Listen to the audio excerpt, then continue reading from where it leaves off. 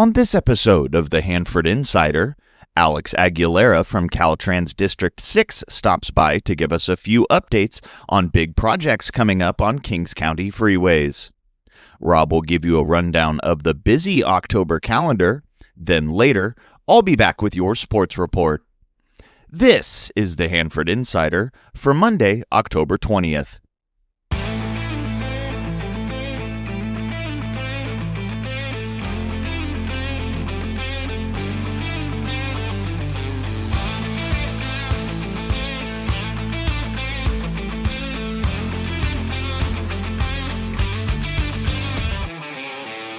Hey everybody, welcome to the Hanford Insider Podcast, where we bring you closer to the heart of our community. I'm your host, Rob Bentley. Each episode, we highlight the stories, events, and people that make Hanford such a unique place to call home. From local history and culture to what's happening around town today, we're here to keep you connected and in the know. Now let's jump into some community news. There were so many great activities this weekend, and it was great to see so many people out enjoying the nice weather and having fun. To local marching band students and their families, October is known as Bandtober, with all of the football games and band reviews keeping them busy, and yesterday was no exception. In the Fowler Band Review, the Pioneer Middle School Band placed second in Division 4, and the Liberty Middle School Band from Lemoore placed third in Division 1. At the Sierra Cup Classic at Bulldog Stadium in Fresno, the Hanford High Band placed 7th in Division 2A, the Sierra Pacific Band placed 7th in 5A, and the Lemoore High Band placed 6th in the 5A division. Hanford West had the weekend off, but will be traveling to Clovis this Saturday for their competition. The Hanford City Council will meet once again Tuesday, October 21st. In the afternoon study session, they'll welcome some new employees. They'll also review the Hanford Softball Complex usage and fee structures, and they'll review the results of the Civic Park Hardscaping Project survey. In the general session at 7, there will be 3 public hearings. 2 of them will be on annexations, and another one will be on a zone text amendment to expand the area in which banks and credit unions may operate in town to support business growth. The general business items include an updated agreement with legal counsel, as well as a discussion of the future changes to council compensation. Don't forget, if you can't make it to the meeting, you can always watch proceedings online on the Hanford City website. Now let's take a look at this week's community calendar. At the Thursday Night Marketplace this week, it's Brew and Bites Night with music by the band August. The Carnegie Museum of Kings County's History of Agriculture in Kings County Part 2 is open Fridays, Saturdays, and Sundays from 1 p.m. to 5 p.m. through December 14th. Tickets are still available for their gala fundraiser at the Civic Auditorium this Saturday night. For more information, visit carnegiemuseumofkingscounty.org. The City of Hanford will be hosting an open house for the community to give their input to the East Lacey Improvement Project on Wednesday, October 22nd at 6 p.m. in the City of Hanford Training Room. The movie It will be shown Saturday, October 25th at the Hanford Fox Theater at 7 p.m. The following day, on Sunday, the theater will be hosting silent comedies with Dave Moreno and the mighty Wurlitzer Pipe Organ. Visit foxhanford.com for details and tickets. I've put together a great list of pumpkin patches, fall festivals, trunk-or-treats, and all of your favorite fall events on my community calendar. I send it out each week to my subscribers. The calendar, without a doubt, is the most comprehensive community calendar available. There's no other calendar that can even come remotely close. Become a subscriber at hanfordinsider.com today. If you have an event coming up and you'd like some help getting the word out, let's work together. Send your information to hanfordinsider@gmail.com. Like I said, be sure to subscribe to my weekly newsletter to get a complete calendar of events. It's the most comprehensive community calendar available.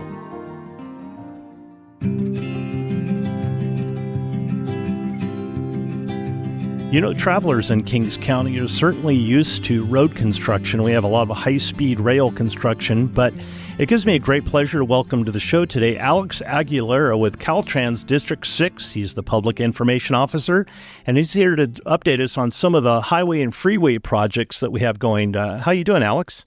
Doing great. What about yourself? I'm doing great, Alex. Hey, first of all, I'd like to talk about this Highway 198 and 9th Avenue interchange that we're hearing a lot about. I noticed you had a community meeting about it, and you're trying to get input from the community. So what kind of interchange and what kind of things are we looking at for this? So for the 9th Avenue interchange project here along State Route 198, in the name of the project itself, the goal is to build an interchange at 9th Avenue. With the current layout of State Route 198, motorists who are trying to get to the north side or the south side of 198 are having to travel to, different, whether it be State Route 43 or 12th Avenue to get up to the north or southern side of the freeway. By bringing that interchange, we plan to connect the north side of Hanford and the south side of Hanford. Right now, we currently have 5 different alternatives for the interchange within our project specifications. This meeting that we had, we were inviting the public to come out and give their input and any opinions on the different specifications that we presented them. That way we can take all of those comments and their concerns into consideration, and whether it be to make modifications to our project specifications or to just narrow down to which specific alternative would work best for the community and for Caltrans. That way we can begin to go into our environmental phase and move forward with the project. As it is right now, we don't have any off or on ramps at 9th Avenue, and we do see lots of traffic in that area with the turn pocket that we have headed eastbound along 198. And the goal is, by building this interchange, that traffic will not only be traveling safely, but also to continue mobility. That way, for in the future, people don't have to go out of their ways, whether it be to State Route 43 or 12th Avenue to get to the northern or southern end of Hanford. And I know that 9th Avenue interchange is a big part of what the city of Hanford is looking at as far as expansion on the east side. We have the East Lacey Corridor project. 9th Avenue will actually go all the way through to Grangeville Boulevard, where Heroes Park's going to be. So we're going to see some tremendous development in that area as well. So, when you look at these projects, we're looking years down the line of what is needed for transportation for people to be able to access. A lot of people think of that area now as what it is in 2025, but Caltrans and City of Hanford are looking way beyond that, right? So we're talking years down the line, but this stuff has to be done now, yeah? Yeah, that's correct. When it comes to getting these projects put together, they start in the initial phases where we speak with the city of Hanford in this case, and we go over these different alternatives because we want their input as well as the public. So for this specific project, construction wouldn't begin until 2032, but the reason why we're trying to connect with the community and with the city of Hanford is so that we have involvement from everyone. We want to make sure that everyone is involved and has said their opinion. That way we can take all that into consideration and begin the environmental phases of this project. So our children and grandchildren can look back on 2025 as the year that the wheels got started on this. I know that I always share with people, it's kind of funny, on my history page, we talk about things we remember about Hanford. And one of the first posts on my Facebook page was about the four-way stop at 198 and 12th Avenue, if you can believe that. That's insane. So lots to look forward to there at 198 and 9th Avenue. Let's move on to a couple of other projects and hitting the road, as it were. Let's go northbound on 41. A lot of people use 41 or 43 to get to Fresno, but 41 is increasingly popular. And I know that there was a significant campaign to get Highway 41 widened between Excelsior and Elkhorn, and it sounds like we're about ready to start moving some dirt, yeah? Yeah. So for our Excelsior Expressway project, that project will actually be advertised by the end of this year, and we're projecting for construction to begin in March of 2026. We do have that stretch along 41 between Excelsior and Elkhorn that hasn't been addressed, And through this project, we plan to, have continuity along State Route 41 and widen the freeway to where we'll have 2 lanes headed northbound and 2 lanes headed southbound, just because that section, as well as the northern end of State Route 41 getting to Fresno and the southern end of State Route 41 entering Lemoore, has been addressed already. So with this project, we can expect for there to be a continuous 2 lanes headed northbound and southbound. So let's look southbound now. A lot of people are really impressed by all the projects there at 41 and 46 with that new interchange. And I think some of the confusion is slowly but surely going away. But here in Kings County, we have 2 projects along 41 that are hopefully going to be alleviating some of the traffic concerns that we have in Kettleman City and then in Stratford. Actually, the proposed roundabout. So first of all, let's start in Stratford. Yeah, so right now along State Route 41, there near the city of Stratford at Laurel Avenue, we don't have turn pockets or any traffic lights. And for the community members of Stratford, they felt the need for either one or the other. And because when you have community members who are attempting to either make their way out of Stratford or into Stratford, we can have traffic queue up for extensive periods of time. And by building a roundabout at this specific area, it will help the community members to be able to either go on their daily commutes to work or on their way homes as well. That way, they have a safe way to get into and out of their communities without having to worry about traffic queuing up behind them or having motorists attempt to, at some times, drive in the shoulder to get past the queue of traffic that's accumulating. So yeah, like I mentioned, Rob, by building that roundabout, we just want to make sure that the community members and people traveling to and from the coast have continuity and don't have to experience some of the delays that they're experiencing along State Route 41 right now. Well, I know the last time we spoke, we were talking about that bridge project near Stratford there, and that's completed and smooth. So moving again farther south through Kettleman City, that is a whole nother thing. You were talking about people driving on the shoulder. I've experienced that, not driving on the shoulder, but people passing me, on the shoulder. And so there's a lot of issues to be addressed in Kettleman City. So let's hear about that project. Yeah, so the Kettleman Roundabout is one of our bigger projects that's going to be coming. That construction is anticipated to start in the summer of 2026. With that roundabout, we do know that in Kettleman, we do get a lot of, whether it be semi-trucks or people traveling to and from the coast, like we mentioned earlier. So by incorporating that roundabout, we'd like to, like I mentioned, increase mobility. Just depending on the time of the year, whether it be the summer. Summer's usually when we'll see larger amounts of traffic heading to the coast. So the city of Kettleman also gets backed up with traffic in that specific area. And by building that roundabout, we want to make sure to provide motorists a way that they can, don't have to experience these delays anymore. That way, when they're traveling, whether they need to stop at, whether it be in and out or get some gas headed to and from the coast, by utilizing that roundabout, they don't have to experience these delays. That specific roundabout is going to be a multi-lane roundabout because there are lots of semis that travel in that area. And we did take that into consideration when we were designing the project specifications to make sure that these semis would be accommodated for. And the goal is, like I mentioned, to have that continuity in that area. Alex, I really wish that you were here today to tell us that it's going to be 4 lanes all the way from Fresno, all the way to Paso Robles, all the way to 101. But I know that's way above your pay grade to be able to answer those kinds of questions. But we definitely appreciate the effort that Caltrans has put in, especially at this lately with the 198 and 9th Avenue project, seeking the community's input. And it's nice to be able to have the community come in and share their ideas that they have for it.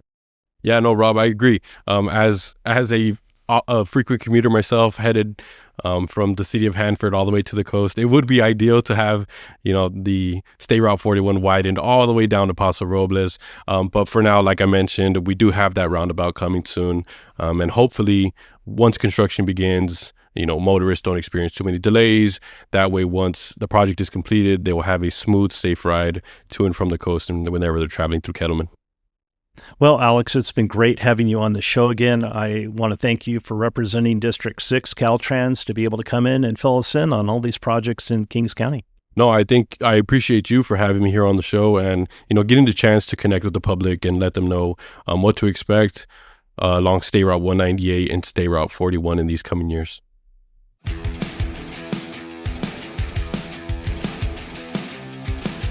And now it's time for Hanford Insider Sports with Eric Bentley. It was a statement win on homecoming for Hanford High football on Friday at Neighbor Bowl, taking down Tulare Western 55-14 to stay undefeated in WIL play. Both sides of the ball had things working for the Bullpups as the defense forced 4 turnovers, including a Clayton Threadgill 52-yard pick six, and turned the Mustangs over on downs another 2 times, holding a Tulare Western team averaging over 35 points per game in league play to only 14 on the night. As for the offense, 3 Jaron Mao to A.J. Williams touchdown passes spearheaded the attack, while Rajon Newton and Ryan Smith ran in a pair of touchdowns each. And a special note for special teams as Andrew Ortega went a perfect 7 for 7 on extra points. The Bullpups are in the driver's seat in the WIL, sitting at first place at 3-0 with a favorable schedule remaining. A home game with a struggling Mission Oak team this Friday before an always dangerous battle for the milk can in Lemoore on Halloween night. It was a tough one for Sierra Pacific football last Friday, falling in a close one on the road in Selma 23-20. The Golden Bears remain winless in league play, but 2 of those 3 losses have come by only 1 score. A tough challenge for the Golden Bears this week as a late-season non-conference road game with Kerman awaits on Friday. And Hanford West football was shut out by Exeter last week, and this week's matchup is no small task for the Huskies, a road game with first place Emmanuel. In girls volleyball, we'll start with league-leading Hanford West, taking down Selma and Exeter in 4 sets last week to improve to 5-1 in Tri-County Sequoia action. This sets up a make-or-break final week of the regular season for the Huskies. On Tuesday, a battle at Kerman where the Lions are also 5-1 in the Tri-County Sequoia League. The Huskies have already beat Kerman once in league play, but fell to the Lions earlier in the season in tournament action. Then on Thursday, it'll be a season finale Clash of the Claws matchup against a Sierra Pacific team that is responsible for the Huskies' only league loss. And Hanford High volleyball went 2-0 last week, taking down Tulare Union and Tulare Western in 4 sets to improve to 6-2 in WIL play, sole possession of second place. A league title is a long shot for the Bullpups as Lemoore sits at 8-0 with 2 matches left, but Hanford High will travel to Mission Oak on Tuesday before a Thursday showdown at Lemoore. And in water polo, the Sierra Pacific girls went undefeated last week, a 12-6 league win over Exeter to improve to 5-1 in Tri-County play, before dominating tournament action going 4-0, outscoring their opponents 47-10, capped off by an overtime thriller versus Madera that saw freshman Alyssa Souza net the game winner. And the Sierra Pacific boys doubled up Exeter 14-7 in their only match of the week last week. Both Golden Bears water polo teams will face off at Kingsburg on Tuesday this week before seeing Reedley at home on Thursday. And the Hanford High boys water polo team split their 2 WIL games last week, falling to Lemoore before beating Dinuba 19-7. The Bullpups are now 4-2 in league action. As always, we like to cover as many sports as we can, but we can only do so much without you. Any sport, any team, any level, if you have a score report or a team update, please let us know at hanfordinsider@gmail.com. I'm Eric Bentley, and this has been your Hanford Insider Sports Report. Well, that's all the time we have for this week's show. If you enjoyed this podcast and you'd like to show your support, you can go to buymeacoffee.com/Hanford Insider to make a donation. I'd like to give a shout out to this week's supporter, Christy Camara. Thanks for your support, Christy. I really appreciate you. If you'd like to join my Hanford Insider email list, stop by my website at hanfordinsider.com to sign up for updates. I also need your help getting the word out about the show by liking and sharing on social media or telling a friend. For more information about the show, you can find this podcast on Facebook, Instagram, Threads, X, and YouTube at Hanford Insider. If you have a show idea, be sure to email me at hanfordinsider@gmail.com and I'll look into it. Thanks for listening. Have a great week.